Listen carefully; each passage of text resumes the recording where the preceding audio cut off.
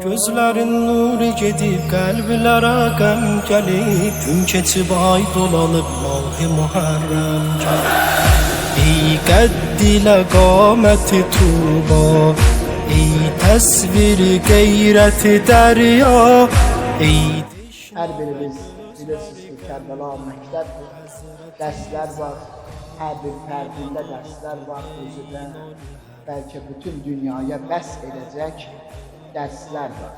Onlardan biri, o dərs sahiblərindən biri Cənab-ı Hürr ibn Yezid Riyahi ki, Həzrət-i Hürrün həyatı tövbə anlayışı ilə sıx bağlılığı var.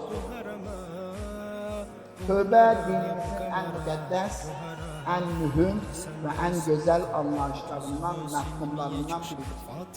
Tövbə sözü lüğətdə geri qayıtmaq mənasıdır, istilahda günahlardan peşman olub, öz yaradanına üst tutub qayıtmağa deyir.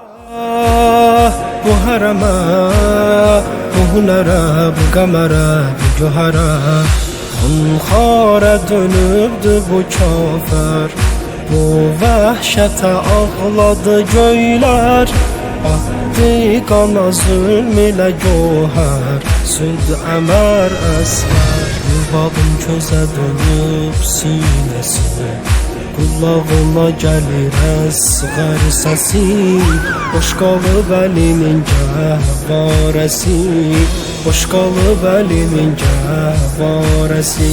Can əl-qəmər, bəhbəh bu hərəmə, bu hünərə, bu qəmərə, bu gühərə, sanki əl-anda rüqəyyə o yanan xeymədədir. Süd əmər yox vəli gəhvarə həmən xeymədədir. Süd əmər yox vəli gəhvarə həmən xeymədədir.